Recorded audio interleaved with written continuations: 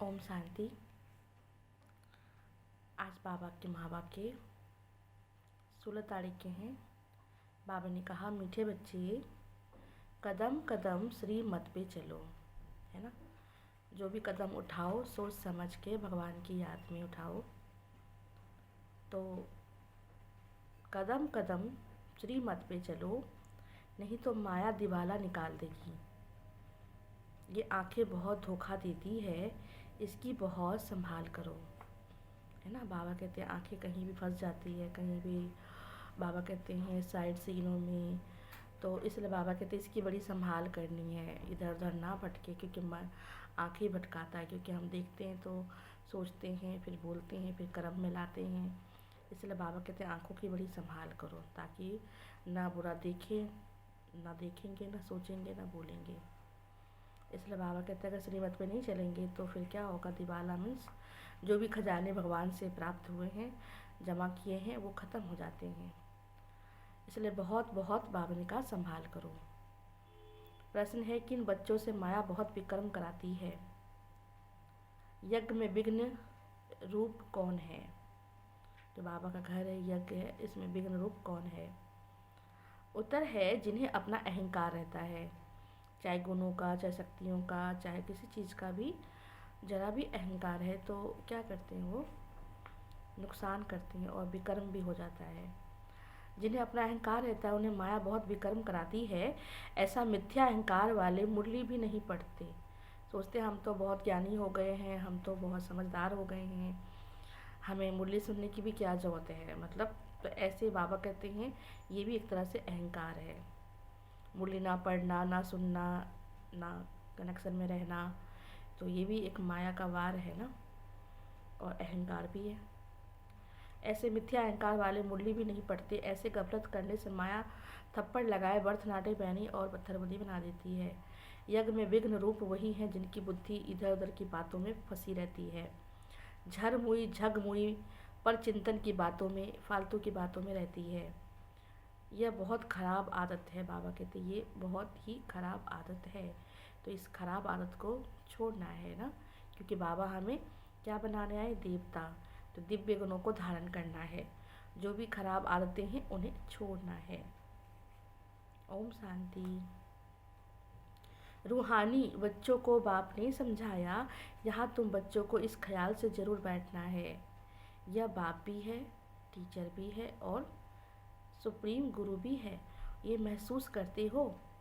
बाबा teacher बन के पढ़ाते हैं, बाप बन के प्यार करते हैं, टीचर बन के शिक्षा देते हैं, गुरु बनकर हमारे सतगति करते हैं। तो बाबा ने कहा तीनों रूप का अनुभव करो।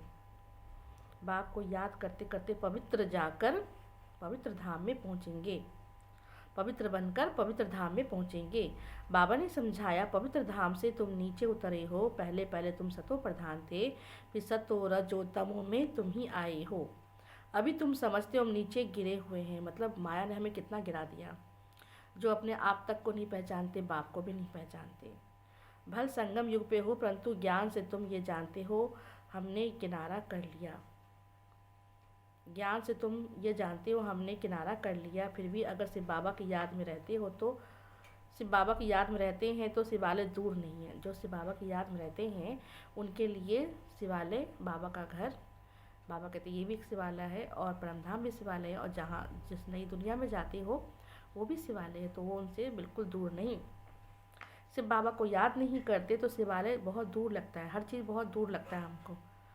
सजाएं भी बहुत खानी पड़ती है, विकर्म बहुत करेंगे तो क्या होगा, सजाएं भी भुगतनी पड़ेगी, तो बहुत दूर हो जाते हो। तो बाप बच्चों को जास्ती तकलीफ नहीं देते हैं। एक तो बार बार कहते हैं मनसा वाचा कर्मणा, भाई पवित्र जरूर बनना है, मन में कोई भी बुरे ख्यालात नहीं लाने हैं।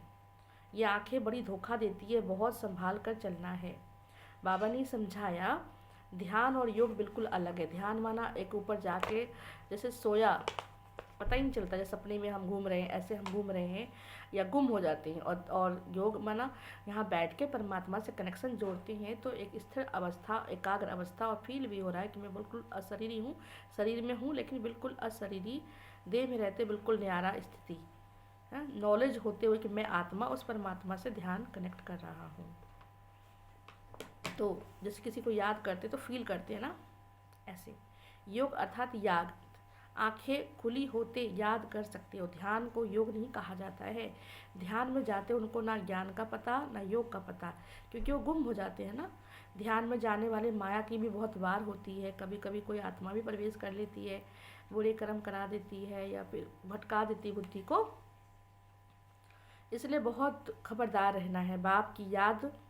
बाप की कायदे अनुसार याद चाहिए। कायदे के विरुद्ध कोई काम किया तो एकदम माया आपको गिरा देती है। ध्यान की तो कभी इच्छा रखनी भी नहीं चाहिए। जैसे कई बच्चों को इच्छा रहती है कि हमें भी साक्षात्कार हो, हम भी वतन में जाएं, वहाँ के देख कर आए और वहीं पे रहे, तो ऐसा बाबा कहते ये इच्छा रखने से कोई फ़ायदा नहीं। इच्छा मात्रम अविद्या, तुम्हें कोई भी आस यानी इच्छा नहीं रखनी है। बाप तुम्हारी सब मनोकामनाएं बिन मांगे ही पूरी कर देते हैं।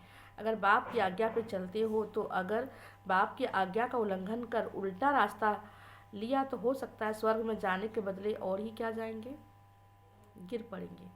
ऐसा कोई काम नहीं करना है ना। स्वर्ग में जाने के बदले नर्क में गिर जाएं, ऐसा कोई काम नहीं करना है। गिरने वाला कोई काम नहीं करना, क्योंकि पहले ही माया ने हमें इतना गिरा दिया, अब जानबूझ के गिरेंगे तो उसे क्या कहेंगे, ना समझ कहेंगे ना। गायन भी है, गज को ग्राह ने खाया। बहुतों को ज्ञान देने वाले, भोग लगाने वाले आज नहीं है, माया उनको खा गई है ना। बाबा कहते अपना ही घमंड, अपना ही अहंकार, अपना ही भोग, कहते ना गज को ग्राह ने खा लिया, मतलब एक इतने बड़े हाथी को उसकी भूख नहीं उसे ख़त्म कर दिया। तो इसलिए बाबा कहते हैं तुम्हें भी माया ना खा जाए तो ऐसा कोई काम नहीं करना है। कायदे का उल्लंघन करते, क्योंकि आज है नहीं, क्योंकि कायदे का उल्लंघन करते हैं तो पूरी माया भी बन जाते हैं। डीटी बनते बनते डेविल बन जाते हैं। इसलिए इस मार्ग में खबरदारी बहुत चाहिए, अपने ऊपर कंट्रोल भी रखना है। बाप तो बच्चों को सावधान करते हैं, श्रीमत का उल्लंघन नहीं करना। आश्री मत पे चलने से तुम्हारी उतरती कला हुई है। कहाँ से एकदम कहाँ पहुँच गए हो, मतलब इतने ऊंचे थे और कितने नीचे गिर पड़े हो। इसलिए बाबा कहते बच्चे कोई ऐसा काम नहीं करना, एकदम नीचे पहुँच गए हो। अब श्रीमत पे ना चले तो बेपरवाह हुए ना। बाबा के श्रीमत पे ना चले इसका मतलब आपको कोई कदर ही नहीं है श्रीमत का। तो बाबा कहते ऐसा कोई काम मत करना, नहीं तो पद भ्रष्ट किसका होगा, आपका ही होगा ना। बाबा ने कल भी समझाया, जो कुछ श्रीमत के आधार पर करते हो तो बहुत ही, जो बिना श्रीमत के आधार से करते हो उसमें डिससर्विस होती है। बगैर श्रीमत करेंगे तो गिरते जाएंगे। बाबा ने गुरु शुरू में माताओं को भी निमित्त रखा, क्योंकि कलश भी किसको दिखाते हैं, माताओं के ऊपर दिखाते हैं। तो ज्ञान के कलश माताओं के ऊपर दिया है, मतलब उन पर जिम्मेवारी दी है। बाबा ने माताओं की कमेटी बनाई, उनके हवाले सब कुछ कर दिया। बच्चियां ट्रस्ट वर्दी विश्वास पात्र होती हैं। पुरुष अक्सर करके दिवाला मार भी देते हैं। बाप भी कलश माताओं पे रखते हैं। इस ज्ञान मार्ग में माताएं भी दिवाला मार सकती हैं। बाबा कहते हैं मारने को तो कोई भी मार सकता है, अगर श्रीमत पे जो नहीं चलता है तो। इसलिए भगवान कहते हैं कदम कदम पे भगवान की श्रीमत लेकर ही काम करना है तो उन्नति होगी। अगर भगवान की श्रीमत नहीं लेती हो तो फिर आपका दिवाला निकल जाता है, मतलब आप सब कुछ गंवा देते हो, तो इसका जिम्मेवार भी आप ही होगे ना। इसलिए बाबा कहते हैं कदम कदम पे पूछ कर हर कर्म करना है। तो पद्मा पदम भाग्यशाली जो बनने वाले हैं वो माया से हार खाए दिवाला मार सकते हैं। इसमें स्त्री पुरुष दोनों दिवाला मार सकते हैं, इसीलिए सिर्फ पुरुष दिवाला नहीं मारते। यहाँ तो देखो कितने हार खाकर चले गए माया के, गोया दिवाला मार लिया ना, मतलब श्रीमत पे नहीं चले, पवित्र नहीं बने, बाबा का आज्ञाओं पे नहीं चले, तो मतलब अपना सब कुछ खत्म कर लिया ना, गोया दिवाला मार लिया। बाप बैठ समझाते हैं भारतवासियों ने पूरा दिवाला मारा है। माया कितनी ज़बरदस्त है, समझ नहीं सकते हो। हम क्या थे, कहाँ से एकदम नीचे गिर पड़े, इतने ऊंचे थे। बाबा कहते हैं कितने ऊंचे थे और कहाँ गिर पड़े हो। यहाँ ऊँचते ऊँच चढ़ते श्रीमत पर चलो, अपनी मत पे तो सब कुछ गंवा ही दिया ना। तो देखो तुम्हारा क्या हाल हो गया। कई बच्चे 5-7 वर्ष खड़े हो जाते हैं, फिर ये 84 जन्मों के दिवाला मार देते हैं, फिर ऊंच पद कैसे पा सकते हैं। दिवाला मारते रहते हैं। कितना महारथियों को बहुत उठाते थे, आज वो नहीं है। कितने लोगों को पढ़ाते थे, ज्ञान देते थे, पर आज देखो माया उनको भी नहीं छोड़ती है। इसलिए बाबा कहते हैं बड़ी संभल के खबरदारी से चलना है। जितना आगे बढ़ते हैं उतना और अपने पर ध्यान देना होता है, कहीं हम नीचे तो नहीं गिर रहे, कहीं हमें घमंड तो नहीं आ गया किसी चीज़ का, है ना। किसी चीज़ से जल्दी प्रभावित हो जाना, अपना ही वर्णन करना, ये भी एक तरह से घमंड है। तो बाबा कहते हैं इसका भी त्याग करो, त्याग का भी त्याग होता है ना। तो हम अपनी बड़ाइयों में चले जाते हैं तो भूल जाते हैं कि हम क्या करते हैं, हमें पता ही नहीं चलता है कब माया हमें उल्टे रास्ते पे भेज देती है। तो इसलिए बाबा ने कहा अपनी मत पर कमेटियाँ आदि बनाना कुछ नहीं रखा है, बाप से बुद्धि योग रखो, बस एक परमात्मा से बुद्धि योग रखो, सेवा करो, सेवा करके वो भी अर्पण कर दो, बाबा ये आपकी सेवा मैंने आपको अर्पण कर दी, जिससे हमारी बुद्धि उसमें ना जाए कि मैंने किया। इससे सतो प्रधान बनना है, बाप का बनकर और फिर बाप से योग नहीं लगाते, बन गए भगवान का पर योग ही नहीं लगाते हैं, सोचते हमने बहुत कुछ पा लिया। श्रीमत का उल्लंघन करते तो एकदम गिर पड़ते हो, कनेक्शन ही माया उनका तोड़ देती है, भगवान से बेमुखी करा देती है, मुख ही मोड़ देती है।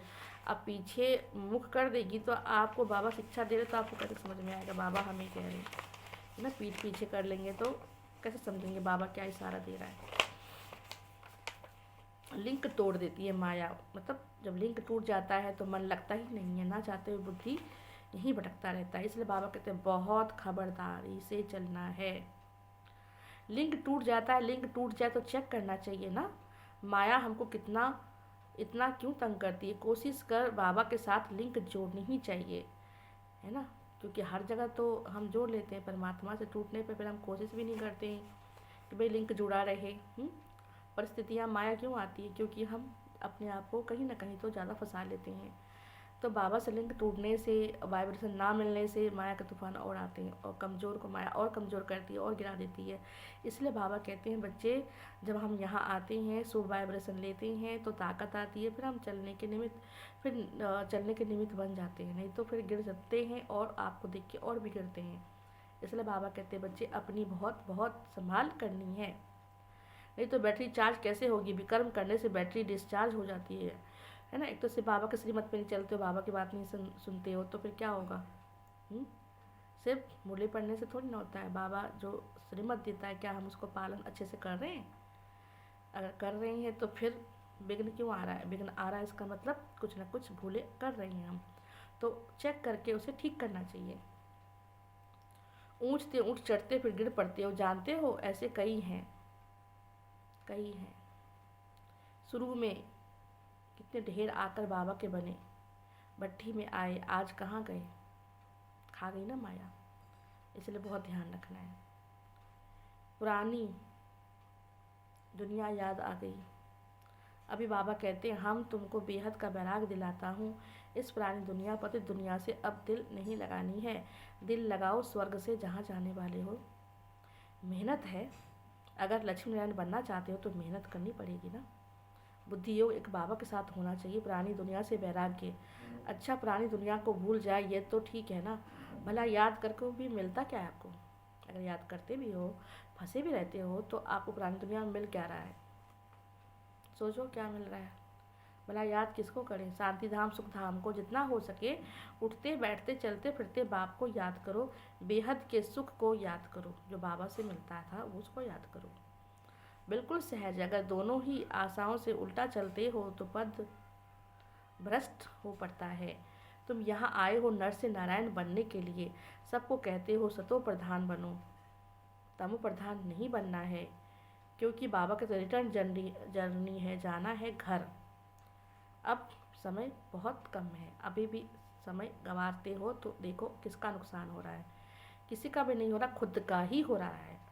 वर्ल्ड की हिस्ट्री ज्योग्राफी रिपीट माना, नर्क से स्वर्ग फिर स्वर्ग से नर्क, ये चक्र फिरता ही रहता है। बाबा ने कहा सुदर्शन चक्रधारी होकर बैठो, अपने स्वदर्शन चक्र फिराते रहो, इसी याद में रहो हमने कितनी बारी ये चक्र लगाया है।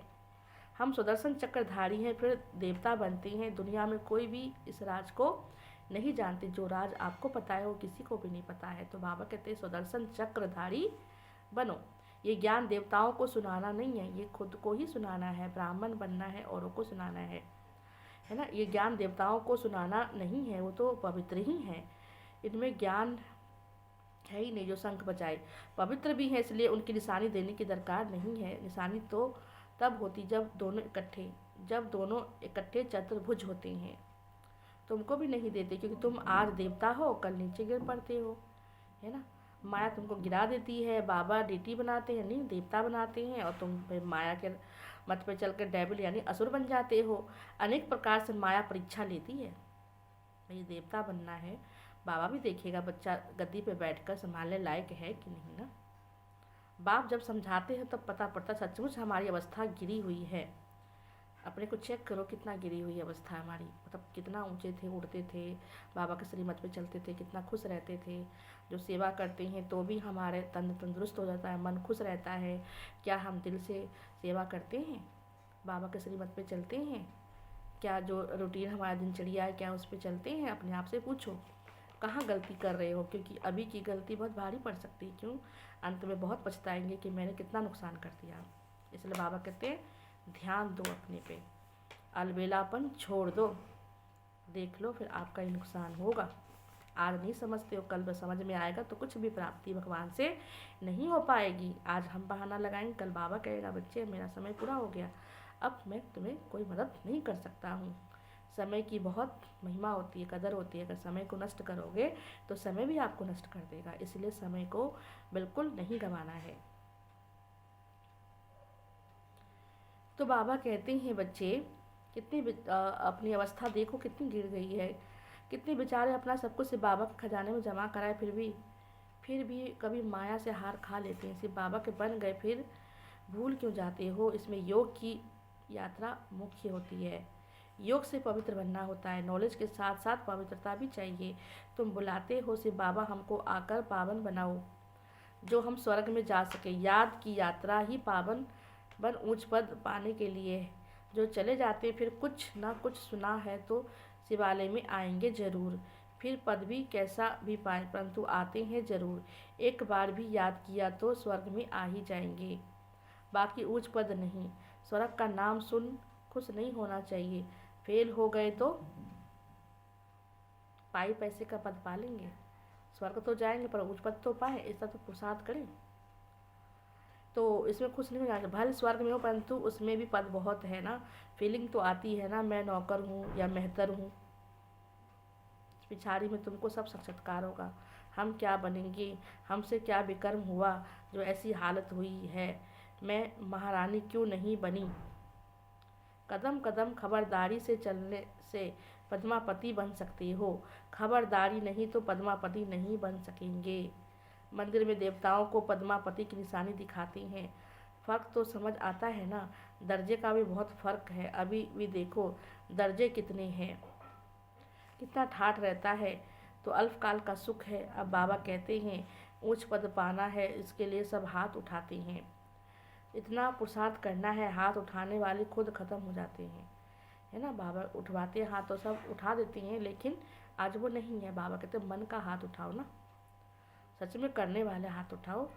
सबका देखा देखी हाथ उठा लेते पर फिर काम वही करते हैं।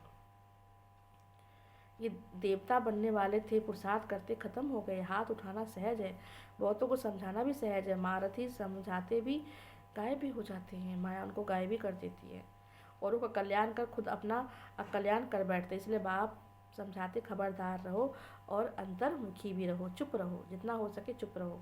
बाबा को याद करना है किस प्रकार से बाबा हमारा बाप भी है, टीचर भी है, सतगुरु भी है। हम जा रहे हैं अपने स्वीट होम।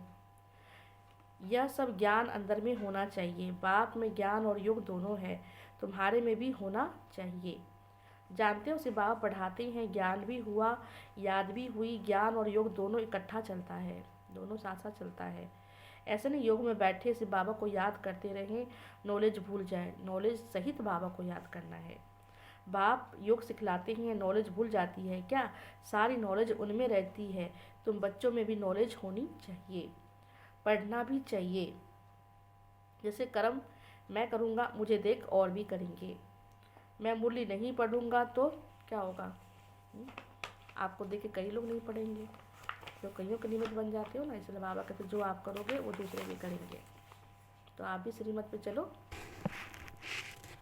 तो बाबा ने कहा आप भी श्रीमत पे चलो। बाबा जो कहते हैं उस पर श्रीमत पे जरूर चलना है, औरों को गिराने के निमित्त मत बनो। आप ऐसा करेंगे आपको देख के और भी कुछ करेगा। कई बच्चे मुरली पढ़ते ही नहीं है, मिथ्या अहंकार आ जाता है, माया झट वार कर देती है। कदम कदम बाबा के श्रीमत लेकर चलो, बाबा के श्रीमत पे चलेंगे तो कभी नहीं गिरेंगे, नहीं तो कुछ न कुछ आपसे विकर्म हो जाएगा। बहुत बच्चे बहुत भूले करते हैं, फिर अपना ही नुकसान करते हैं, सत्यानाश करते हैं। गफलत होने से माया भी थप्पड़ लगा देती है। माया भी कहती है ना तुम मेरा बनते हो ना भगवान का बनते हो, तो वही थप्पड़ लगा देती है, बथ नाटे पैनी बना देती है। इसमें बड़ी समझ चाहिए। अहंकार आने से माया बहुत विकर्म कराती है ना, क्योंकि फिर तो समझ में आता नहीं कि मैं क्या कर रहा हूँ। जब कोई कमेटी आदि बनाते हो, मतलब तो उसमें हेड 1-2 फीमेल ज़रूर होना चाहिए, जिसकी राय से काम हो। जैसे बाबा पहले कमेटी बनाई थी 5 बहनों की, फिर भाइयों की, ऐसे ही अब कोई अपना ही घमंड आ जाए कि मेरे सिवा कोई काम नहीं होगा मेरे राय के बिना, तो ऐसा नहीं होना चाहिए। कलश तो लक्ष्मी पर रखा जाता है ना। गायन भी है, अमृत पिलाती थी, असुर भी उसमें बैठ जाते थे। दिखाते ना जब लक्ष्मी जी अमृत बांट रहे थे तो उसमें असुर भी भेष बदल के आ गए थे। ऐसे माया भी कहते हैं ना, ऐसे बच्चे बना देती जो अहंकार में आ जाते हैं, फिर विघ्न रूप बन जाते हैं वो, है ना। भगवान के यज्ञ में विघ्न का काम करते, कुछ न कुछ ऐसा काम करते हैं जिससे विघ्न पड़ता है। तो घमंड आने जाने से ये सब होता है। इसलिए बाबा कहते हैं बच्चे अपने को चेक करते रहो कि मैं यज्ञ में सहयोगी हूँ या मैं फिर विघ्न रूप हूँ। फिर कहाँ यज्ञ में विघ्न डालते हैं, अनेक प्रकार के विघ्न डालते हैं। सारा दिन बुद्धि में झरमुई झगमुई की बातें, फालतू बातें रहती है, तो इससे दिमाग खराब हो जाता है ना। कोई को भी खराब भी कर देते हो, बुद्धि भ्रष्ट कर देते हो। बात तो बाप का रिपोर्ट करो, सुधारने वाला तो बाबा है ना। अगर आपको लगता है कि आत्मा ऐसी है तो बाबा से कहो ना, किसी और से कहने से उनका ही बुद्धि खराब करते हो। सुधारने वाला तो बाप है ना, तो अपने हाथ में ला मत उठाओ, तुम बाबा की याद में रहो, सबको बाबा का परिचय दो। माया बहुत कड़ी है, किसको नहीं छोड़ती है। सदैव बाप को समाचार अपना लिखते रहना चाहिए कि मैं ठीक ठाक चल रहा हूँ कि नहीं। डायरेक्शन बाबा से लेते रहना चाहिए। यूँ तो हर एक डायरेक्शन बाबा देते ही रहते हैं। बच्चे समझते हैं बाबा तो आपे इस बात पे समझा देते हैं, तो अंतर्यामी है। बाबा कहते नहीं, मैं तो नॉलेज बढ़ाता हूँ, ज्ञान देता हूँ ना। दुनिया के हालात देख के, बच्चों की स्थिति देख के मैं सबको ज्ञान देता हूँ। बाकी अपना समाचार तो बाबा को बच्चों को देना ही चाहिए, है ना। बच्चों को अपना समाचार बाप को देना ही चाहिए। इसमें अंतर्यामी की तो कोई बात नहीं है। ये हाँ जानते हैं कि सब मेरे बच्चे कैसे होंगे। हर एक हर एक अंदर की हर एक के अंदर की आत्मा मेरे बच्चे ही है ना। बाकी ऐसे नहीं कि बाप सब में विराजमान है, बाप अलग है। मनुष्य उल्टा ही समझ लेते हैं इसका मतलब कि भगवान सब कुछ जानता है और सबके अंदर बैठा है, तो नहीं। बाबा कहते मैं जानता हूँ सबके तख्त पर आत्मा विराजमान है। ये तो कितनी सहज बात है, फिर भी भूल कर परमात्मा को क्या कह देते हो, सर्वव्यापी। ये एकज भूल जिसके कारण ही इतना नीचे गिर जाते हो। विश्व का मालिक बनाने वाले को तुम गाली देते रहते हो। तभी कहते हैं जब जब धर्म की ग्लानि होती तब तक भगवान आते हैं, सत्य धर्म की स्थापना करते हैं, धर्मों का नाश करते हैं। बच्चों को अच्छी रीति विचार सागर मंथन करना चाहिए। ज्ञान सुनने के बाद क्या करना चाहिए, इसका मंथन करना चाहिए, ताकि आपको पता तो लगे कि मेरे में क्या कमी है। नॉलेज बहुत है पर उसका विशेष चिंतन करना चाहिए। टाइम देना चाहिए ना अपने लिए, तो टाइम निकालना चाहिए ना। अपना कल्याण तभी कर सकेंगे, इसमें पैसे आदि की भी बात नहीं। भूख तो कोई मर ना सके, जितना जो बाबा के पास जमा करते हैं उतना उनका भाग्य बनता है। बाप ने समझाया ज्ञान और भक्ति, उसके बाद आता है वैराग्य। जब ज्ञान, पहले भक्ति करते हैं, पूजा करते हैं, भगवान को बुलाते हैं, फिर ज्ञान मिलता है, फिर आता है सब चीज़ों से वैराग्य। देह में रहते डिटैच होना है, बाबा कहते हैं। पुरानी दुनिया से, विकारों से संन्यास करना है, बुराइयों को छोड़ना है, उनसे वैराग्य बनना है। वैराग्य माना सब कुछ भूल जाना, अपने को डिटैच कर लेना। शरीर से हम आत्मा अब जा रही हैं अब बाबा के पास, यहाँ बाकी कुछ रो रहे हैं, तो इसलिए बाबा ने जो समय दिया है वो पुरुषार्थ करें। अच्छा, मीठे मीठे सिकिलधे बच्चों प्रति माता पिता बाप दादा का याद प्यार और गुड मॉर्निंग। रूहानी बाप की रूहानी बच्चों को नमस्ते, रूहानी बच्चों की रूहानी बाप को नमस्ते नमस्ते नमस्ते। आज बाबा ने मुख्य धारणा में क्या कहा, ध्यान से सुनिए। अपने ऊपर, पहला पॉइंट है अपने ऊपर कंट्रोल रखना है। चाहे गुस्से में, चाहे लालच में, चाहे कोई भी चीज़ में, चाहे आंखें कहीं फंसती है, डूबती है, देखिए अपने आप पे, अपने मुख पे, अपने आँखों पे, अपने कानों पे, अपने हाथों पे, मन बुद्धि पे कितना कंट्रोल है, ये चेक कर। श्रीमत में कभी बेपरवाह नहीं बनना। अगर बेपरवाह बनेंगे तो बहुत चीज़ों से हाथ धो बैठेंगे। बहुत बहुत खबरदार रहना है। कभी कोई कायदे का उल्लंघन नहीं करना है, बाबा के नियम का उल्लंघन नहीं करना है। दूसरा है चुप रहना है। वैसे भी ये मास चल रहा है, इसमें चुप रह के बाबा के साथ का अनुभव करना है। अंतर्मुखी हो, एक बाप से बुद्धि की लिंक जोड़नी है। इस पतित पुरानी दुनिया से बेहद का वैराग्य रखना है। बुद्धि में रहे जो कर्म मैं करूँगा मुझे देख सब करेंगे। इसलिए क्या करना है, आप निमित्त हो, इसलिए हर कर्म सोच समझ के करो। मुझे देख और भी करेंगे, जो आप करोगे आपको देख के और भी करेंगे ना, इसलिए आप अच्छा काम करो तो आपको देख के सब अच्छा का फॉलो करेंगे। और आज का स्वमान है, वरदान है स्वमान की सीट पर। आज का वरदान स्वमान की सीट यानी अपने स्व के मान यानी अपने स्वरूप में स्व के मान की सीट पर स्थित रहे माया को सरेंडर कराने वाले श्रेष्ठ स्वमानधारी भव। स्वमान की सीट पर स्थित रहे माया को सरेंडर कराने वाले श्रेष्ठ स्वमानधारी भव। संगम युग का सबसे श्रेष्ठ स्वमान है मास्टर सर्वशक्ति मान की स्मृति में रहना। जैसे कोई बड़ा ऑफिसर व राजा जब स्वमान की सीट पर स्थित होता है तो दूसरे भी उसे सम्मान देते हैं। अगर स्वयं सीट पर नहीं तो उसका ऑर्डर कोई नहीं मानेंगे। ऐसे आप भी स्वमानधारी बन अपने श्रेष्ठ स्वमान की सीट पर सेट रहो तो माया आपके आगे सरेंडर हो जाएगी। जब आप सीट पर बैठेंगे तभी तो आपका सब कहना मानेंगे। अगर सीट से नीचे उतर रहे हो तो कोई कहना नहीं मानेगा आपका। तो बाबा का स्वमान यानी आत्मिक स्थिति में स्थित होकर अपने गुण और शक्तियों के स्वरूप में रहेंगे तो माया आपको क्या करेगी, अपने आप को सरेंडर कर देगी, समर्पित कर देगी। आपको वार नहीं करेगी, क्योंकि आप सीट पे बैठे हो तो आप जो हुक्म देंगे उसको मानना ही पड़ेगा। जब आप सीट पे नहीं रहते तब माया आपको क्या करती है, आपका कहना नहीं मानती है। तो स्वमान के सीट पर सेट रहो तो माया आपके आगे सरेंडर हो जाएगी। स्लोगन है साक्षीपन यानी भावना। जैसे हम पिक्चर देखते हैं, टीवी देखते हैं तो साक्षी होकर देखते हैं ना, ऐसे जीवन में भी हमें हर खेल को साक्षी होकर देखना है। तो साक्षीपन की स्थिति में रहे दिलाराम के साथ अनुभव करने वाले लवलीन आत्मा। मतलब दिल हमने किसको दिया, दिलाराम परमात्मा को, उसी में लीन रहने वाली हम आत्मा है। तो साक्षीपन की स्थिति में स्थित रहे दिलाराम के साथ का अनुभव करने वाले लवलीन आत्मा है। तो बाबा के लव में लीन रहो। तो बाबा कहते हैं जो भी खेल होगा उसे हम साक्षी होकर देख सकेंगे, है ना। तो आज का बाबा का कदम है 16वां कदम है सदा आत्मिक स्थिति के दर्पण द्वारा स्व स्वरूप का दर्शन कराने वाले सिद्धि स्वरूप भव, है ना। सदा आत्मिक स्थिति के दर्पण द्वारा स्व का स्वरूप का दर्शन कराने वाले सिद्धि स्वरूप भव।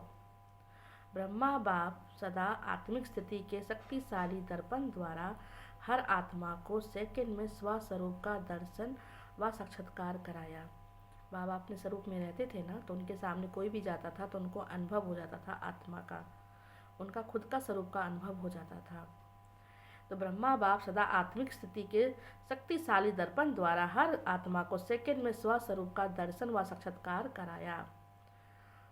इसी स्टेज को लाइट माइट हाउस की स्टेज कहते हैं। बिल्कुल लाइट, जो लाइट रहेगा दूसरों को लाइट करेगा, जो भारी होगा दूसरों को भी मन भारी कर देगा। इसी स्टेज को लाइट माइट हाउस की स्टेज कहते हैं। जैसे बाप लाइट माइट स्वरूप सर्व शक्तिवान है, ब्रह्मा बाप भी उनके समान बने, ऐसे आप बच्चे भी बाप समान सर्व शक्तियों से संपन्न। सर्व शक्तियों में क्या बनना है, जैसे ब्रह्मा बाबा बने ना, ब्रह्मा बाबा को बाबा ने जो शिक्षा दी उनको अपने अंदर धारण किया, है ना। तो सर्वशक्तिवान ब्रह्मा बाप भी उनके समान बने, ऐसे आप बच्चे भी बाप समान सर्व शक्तियों से संपन्न सिद्धि स्वरूप बनो, है ना। हर चीज़ों में देखो मैं सिद्धि स्वरूप हूँ, सफलता स्वरूप हूँ। सफलता मिलती है, अगर नहीं मिलती तो कोई ना कोई ज़रूर गलती की होगी।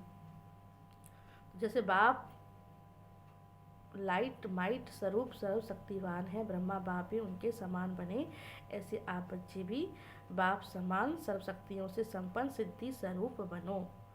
मस्तक मणि द्वारा सबको स्व स्वरूप का दर्शन कराओ, अपने मस्तक से बाबा का स्व स्वरूप का सबको अनुभव कराओ।